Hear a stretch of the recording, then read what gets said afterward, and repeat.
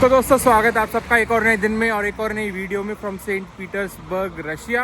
हम यहाँ पे रशिया में हैं ऑलमोस्ट 30 दिनों से। आज मेरा 29वां दिन है और रात को मेरी फ़्लाइट है, जबकि 30 तारीख लग जाएगी, मतलब हमारे वीज़ा की 30वां दिन स्टार्ट हो जाएगा। तो इस 29-30 दिन में मैंने बहुत सारी चीज़ें देखी। मैंने मॉस्को से लेके मगादान तक ट्रैवल करा, फिर मगादान से मैं मॉस्को आया, फिर मॉस्को से मैं सेंट पीटर्सबर्ग आया, जो कि अपना लास्ट डेस्टिनेशन है। अब इस पूरी जर्नी में मैंने ना काफ़ी चीज़ें नोटिस करी कि भाई कि कैसे ट्रैवल करना है, क्या एप्लीकेशंस यूज़ करनी है, कहाँ से करेंसी एक्सचेंज कराना है। और इस चीज़ पे मुझे कोई भी वीडियो नहीं मिली थी ऑनलाइन जब मैंने देखा था। तो मैंने सोचा क्यों ना एक वीडियो डेडिकेटेड वीडियो बना देते हैं इस टॉपिक के ऊपर कि भाई जब आप रशिया आओ तो आपको कौन सी एप्लीकेशन डाउनलोड करनी है, कहाँ से मनी एक्सचेंज कराना है, कहाँ से ट्रैवल करना है, कार्ड क्या बनवाने हैं, कहाँ पे क्या चीज़ का यूज़ करना है। तो इसी टॉपिक के बारे में ये पूरी वीडियो हमारी होने वाली है। तो स्टार्ट करते हैं सबसे पहली चीज़ से, जो कि है मनी एक्सचेंज। तो भाई मनी एक्सचेंज अगर आप कराते हो तो आपको रशिया आने के लिए रूबल्स की ज़रूरत पड़ती है। बट दिक्कत एक है कि रूबल्स के जो रेट इंडिया में हमें मिलते हैं वो बहुत बेकार है।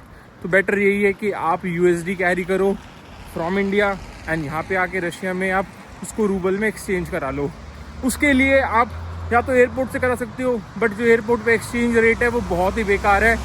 मैंने $80 करवाए थे और $80 का रेट मुझे पड़ा था 67 टोटल, मतलब ऑलमोस्ट 79 का रेट जब चल रहा था। तो मेरे 12 रुपये मतलब उन्होंने चार्ज करे पर डॉलर पे फॉर एक्सचेंज रेट। उसके अपोजिट में मैं गया फिर सेबर बैंक, जो सेबर बैंक यहाँ का बहुत बड़ा बैंक है, वहाँ से आप मनी एक्सचेंज करा सकते हो। जहाँ पे मेरा खाली एक्सचेंज रेट पड़ा लगा लो ₹3 का। अगर 79 रुपीज़ रूबल का रेट है एक USD डॉलर पे, तो वहाँ पे मेरे को 76 का रेट मिला है। तो आप डिफरेंस देख सकते हो कि 4 गुना वहाँ पे चार्ज हो रहा था। तो आप अगर रशिया आ रहे हो तो आपको मनी एक्सचेंज कराना है सेबर बैंक से। आपको हर जगह मिल जाएगा, मॉस्को में, सेंट पीटर्सबर्ग में, जहाँ भी आप लैंड करोगे। ये तो भाई बात हो गई हमारी मनी एक्सचेंज की। अब दूसरा पॉइंट आता है कि हमारा एकोमोडेशन हम कैसे बुक करें, कैसे यहाँ तक आएँ, क्योंकि बहुत सारे सैंक्शंस हैं। फ़्लाइट वगैरह की बुकिंग आप डायरेक्ट कर नहीं सकते, तो आपको वो सारी चीज़ें कैसे करनी है। तो देखो भाई, जो रशिया की फ़्लाइट्स है वो आप नॉर्मल बुकिंग ऐप से नहीं कर सकते, जो कि हैं आपकी एक्सपीडिया हो गया, booking.com हो गया, अगोडा हो गया, इन सब से आप बुक नहीं कर पाओगे। तो मैं आपको 2-3 वेबसाइट सजेस्ट कर देता हूँ।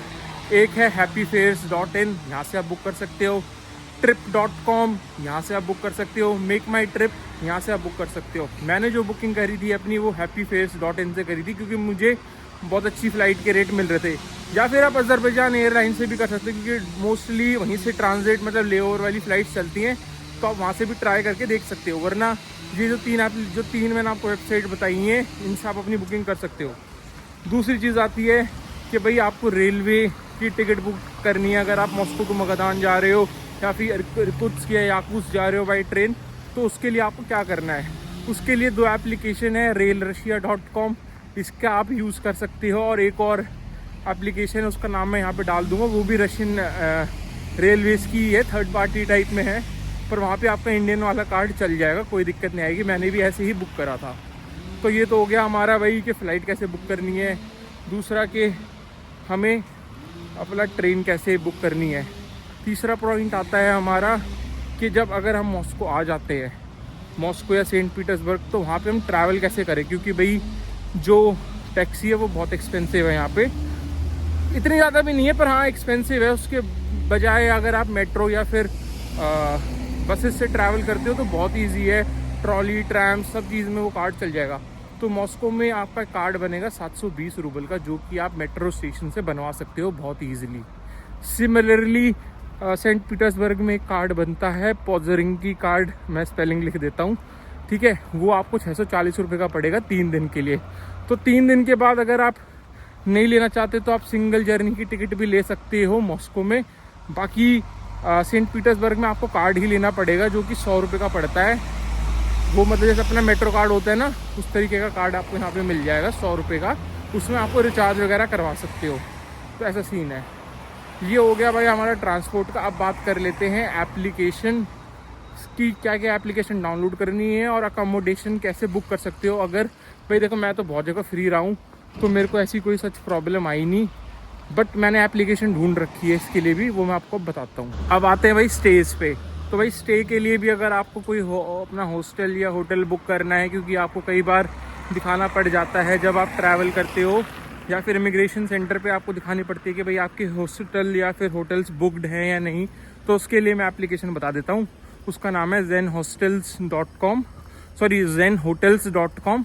इस एप्लीकेशन के थ्रू आप बुकिंग इजीली कर सकते हो और आपका इंडियन कार्ड भी उस पर काम कर जाएगा, कोई प्रॉब्लम नहीं होगी। क्योंकि यही एक्सपीडिया, जो जितने भी बड़े प्लेटफॉर्म्स हैं, अगोडा, booking.com, ये सारे नहीं चलेंगे, इनके थ्रू आप बुकिंग नहीं कर सकते। आपको करना पड़ेगा zenhotels.com, या फिर यहाँ पे रशिया की बहुत सारी एप्लीकेशंस हैं, उसमें से एक आधे का नाम मैं यहाँ पे लिख दूंगा, बट उस पर भी आपका इंडियन कार्ड फिर नहीं चलेगा, तो कोई फ़ायदा नहीं है। इसलिए आप zenhotels.com से आराम से डाउनलोड करके उस पर अपनी बुकिंग वगैरह कर सकते हो, और पहले भी पेमेंट कर सकते हो या फिर प्री बुकिंग कर लो, यहाँ पे आके पेमेंट कर दो, ये वाला ऑप्शन भी आपके लिए अवेलेबल है। तो भाई इसके बाद हम बात करते हैं कि भाई कौन सी एप्लीकेशन जब आप रशिया आ रहे हो तो आपको डाउनलोड करनी है, जिसके थ्रू आप इजीली ट्रैवल कर सकते हो। तो पहली एप्लीकेशन है येंडेक्स मैप, क्योंकि यहाँ पे गूगल मैप्स की ढंग से चलती नहीं है, और प्लस येंडेक्स मैप का एक बेनिफिट और है कि आप सारी चीज़ें देख सकते हो कि क्या यहाँ पे अवेलेबिलिटी है, रशिया में क्या क्या चीज़ें अवेलेबल है। कोई शॉप आपको ढूंढनी है, आप डायरेक्शन डालोगे जैसे हम नॉर्मली करते हैं, अपनी करंट लोकेशन डाली, और दूसरा जहाँ पे आपको जाना है पॉइंट बी का एड्रेस डाला, उसके बाद ही आपको सब कुछ बता देगा कि भाई आपको कौन सी बस नंबर लेनी है, कौन सी ट्रेन लेनी है, कौन सी मेट्रो के थ्रू आप जाओगे, कहाँ पे वो चेंज करनी है। तो ये सारी ऑप्शंस आपको पता चल जाएंगे। तो ये सबसे बेस्ट पॉइंट है येंडेक्स मैप की एप्लीकेशन का। और इसके अलावा आपको येंडेक्स मेट्रो भी डाउनलोड करनी पड़ेगी, जैसे अपनी दिल्ली मेट्रो की मैप्स होते हैं कि भाई कहाँ से चेंज करनी है, तो उसके लिए येंडेक्स मेट्रो आप डाउनलोड कर सकते हो, जिसमें आप सेंट पीटर्सबर्ग या मॉस्को का डाल सकते हो, क्योंकि यहीं 2 मेट्रो, हाँ बाकी कहीं तो मैंने मेट्रो देखी नहीं, बाकी हर जगह आप बस का यूज़ कर सकते हो। जहाँ पे अगर आप बस नहीं ले रहे हो, मतलब सॉरी, जहाँ पे आप ये कार्ड नहीं ले रहे, क्योंकि जो कार्ड्स हैं ये मॉस्को में और सेंट पीटर्सबर्ग में तो थे, बाकी जगह पे आई डोंट नो कि ट्रैवल कार्ड्स अवेलेबल हैं या नहीं, जो कि लाइक अनलिमिटेड वाले सीन रहते हैं। तो वहाँ पे आपको पेमेंट करनी पड़ेगी, कहीं 50 रूबल, कहीं 45 रूबल, कहीं 40 रूबल, ऐसे करके रेट है।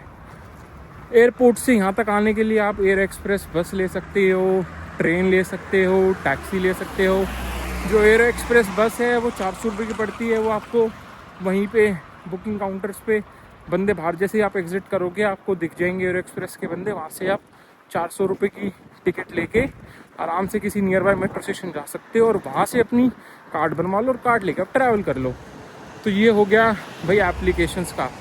अगर आप याकूत्स्क जा रहे हो, स्पेसिफिकली याकूत्स्क, तो वहाँ पे भाई ये जो गो टैक्सी करके एप्लीकेशन है इनकी, येंडेक्स वालों की, वो वहाँ पे काम नहीं करती है। वहाँ पे आपको ये एप्लीकेशन डाउनलोड करनी पड़ेगी, ड्राइव ही करके, वहाँ पे वो एप्लीकेशन चलती है, जस्ट लाइक ब्लाब्ला, इस तरीके की कुछ सॉर्ट ऑफ एप्लीकेशन है। ब्लाब्ला भी चलती है यहाँ पे, या फिर आप वो भी डाउनलोड कर सकते हो। तो ये बात होगी भाई ट्रैवल की। बाकी एक चीज़ मैं बताना ही भूल गया कि भाई तो सबसे बड़ा प्रॉब्लम क्या है आपका रशिया आने में, कि आपका लैंग्वेज बैरियर है, इंग्लिश यहाँ पे लोगों को नहीं आती है। तो उसके लिए आप सबसे बेस्ट है तो गूगल ट्रांसलेटर की ऐप डाउनलोड कर लो। आई डोंट नो कि इसमें ऑफलाइन वाला फीचर है या नहीं, तो मैंने तो भाई येंडेक्स ट्रांसलेटर करके डाउनलोड कर लिया था, जिसमें कि ऑफलाइन ऑप्शन भी था, क्योंकि बहुत जगह क्या होता है कि सिग्नल्स वगैरह नहीं आते आपके बिल्कुल भी, तो वहाँ पे आप उसका ऑफलाइन फीचर यूज़ कर सकते हो। आप अपना इंग्लिश बाय डिफ़ॉल्ट रहती है, रशियन लैंग्वेज की फाइल है वो डाउनलोड कर लो। उसके बाद ये कि अगर कहीं पे आपका इंटरनेट नहीं भी चल रहा तो आप उसके थ्रू ट्रांसलेट करके बात कर सकते हो लोगों से। उसमें वॉइस और टेक्स्ट दोनों का ऑप्शन अवेलेबल है।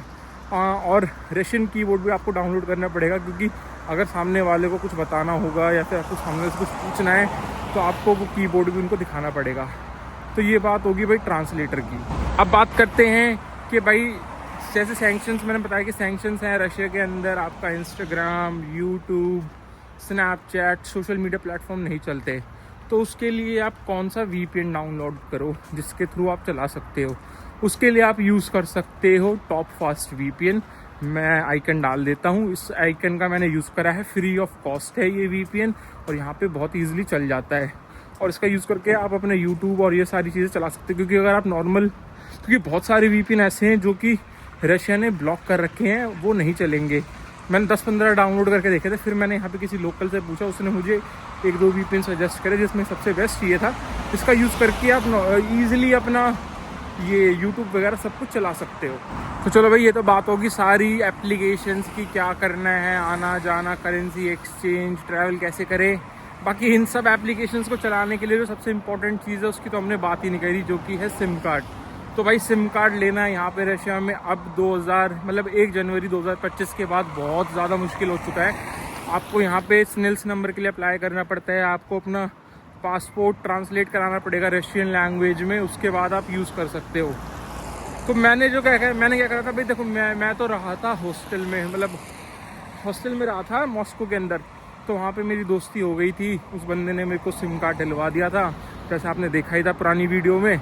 उस सिम कार्ड का यूज़ करके मैं मॉस्को आया और मॉस्को में मैंने उसको सिम कार्ड रिटर्न कर दिया था। प्लस यहाँ पे जब मैं सेंट पीटर्सबर्ग आया तो मैंने यहाँ पे जो मेरी होस्ट थी उसने मेरे लिए एक सिम कार्ड ले लिया था, ई सिम कार्ड इंटरनेट वाला, अपनी आईडी पे। मैंने उसको 250 रूबल पे कर दिए थे। तो 2-3 दिन का मेरा आज तक का काम चल जाएगा, इसके बाद उसको मैं डिलीट कर सकता हूँ। टेम्परेरी कार्ड है खाली इंटरनेट के लिए। तो भाई ये चीज़ सबसे इम्पॉर्टेंट है। अगर बाई चांस आपकी बातचीत नहीं बनती है कि भाई सिम कार्ड नहीं मिल रहा, आपको इतना लंबा प्रोसेस नहीं करना, और आप खाली मॉस्को सेंट पीटर्सबर्ग कोई बड़ी सिटी में जा रहे हो, तो वहाँ पे सबसे बेस्ट ऑप्शन है कि आप, अगर आपके पास एयरटेल का नंबर है, मुझे वोडाफोन का नहीं पता, एयरटेल का नंबर है तो आप एक रोमिंग पैक ले सकते हो जो कि 3000 रुपये का आपको पड़ेगा। उसमें 10 GB का डेटा आपको मिलेगा, जिसके थ्रू आप अपना मैप वगैरह ईजिली नेविगेट कर सकते हो। उसमें भी कई बार दिक्कत आती है, वैसे सच बताऊँ तो कई बार चलता है, कई बार नहीं चलता। तो ये टोटली डिपेंड करता है आपके लक पे। चल भी सकता है ढंग से, कई बार नहीं चलता। जैसे मेरा बीच में एक दिन नहीं चला, छोटी सिटीज़ में नहीं चला, खाली सेंट पीटर्सबर्ग में, मॉस्को में, मगादान में जो बड़ी सिटीज़ हैं वहीं पे चल रहा था। बाकी दूसरी जगह मैंने अपना लोकल सिम कार्ड ही चलाया है। तो ये सारी चीज़ों का आपको ध्यान रखना है, इसके बाद आप इजीली रशिया ट्रैवल कर सकते हो। आई होप आपको वीडियो पसंद आई हो, इन्फॉर्मेटिव लगी हो, और आपका जो ट्रैवल है ईजी करवाया हो मैंने। तो thank you for your time, have a great day.